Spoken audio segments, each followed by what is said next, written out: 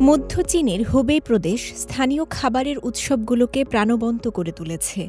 প্রাচীন কবি থিমযুক্ত অনুষ্ঠান, চলচ্চিত্র অনুপ্রাণিত খাবার এবং রাতের বাজার সহ নানা সাংস্কৃতিক আয়োজন ও ব্যবসায়িক কার্যক্রমে জমজমাট হয়ে উঠেছে পুরো প্রদেশ। এটি ভোগ ও অর্থনৈতিক প্রবৃদ্ধি ত্বরান্বিত করার উদ্দেশ্যেই প্রদেশটির সর্বশেষ উদ্যোগের অংশ। গত সোমবার রাজধানী উহানে চংহুয়া মেইশি হুই বা চীনা খাবার উৎসবের উদ্বোধন করা হয়েছে। প্রদেশের ১৭টি শহর ও প্রিফেকচার থেকে মোট ৬৮টি উদ্যোগ এই উৎসবে অংশ নেয় এবং তারা তাদের নিজ নিজ আঞ্চলিক বিশেষত্ব প্রদর্শন করে। উৎসব চলাকালীন প্রদেশের বিভিন্ন অঞ্চল ভোক্তাদের ব্যয় বৃদ্ধির লক্ষ্যে একাধিক প্রচারণা চালু করবে।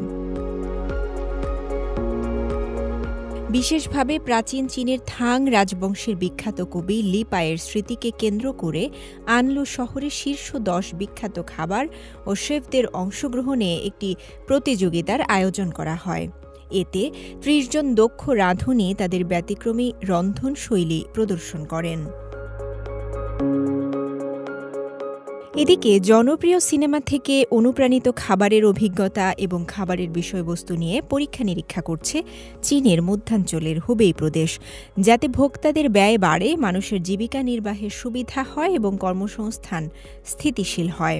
চলমান চীনা খাবার উৎসবে সিনেমা থেকে অনুপ্রাণিত খাবারের একটি বিশেষ ডাইন লাইক ইন দ্য মুভিজ প্রচারণা অনুষ্ঠিত হবে। অন্যদিকে রেস্তোরাঁ এবং চলচ্চিত্র প্রযোজকদের সঙ্গে নিয়ে চলচ্চিত্র থিমযুক্ত খাবার, ভোজ এবং রেস্তোরাঁ তৈরির অনুমতি দেওয়ার জন্য একটি ব্যবস্থাও নিয়েছে স্থানীয় সরকার। এমনটি জানিয়েছেন চীনের কমিউনিস্ট পার্টির হুবেই প্রাদেশিক কমিটির প্রচার বিভাগের অধীনে চলচ্চিত্র বিভাগের পরিচালক হ ওয়েনচং।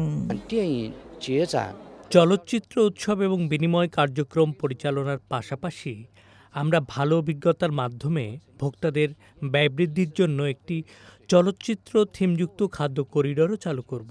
বহুমাত্রিক সমন্বয়কে কাজে লাগিয়ে আমরা রন্ধন প্রণালীর সাংস্কৃতিক মূল্য সংযোজিত সম্ভাবনা উন্মোচন করার লক্ষ্য রাখি এবং একই সাথে চলচ্চিত্র বাজার এবং শিল্পের জন্য নতুন রাজস্ব উৎস অন্বেষণ করি।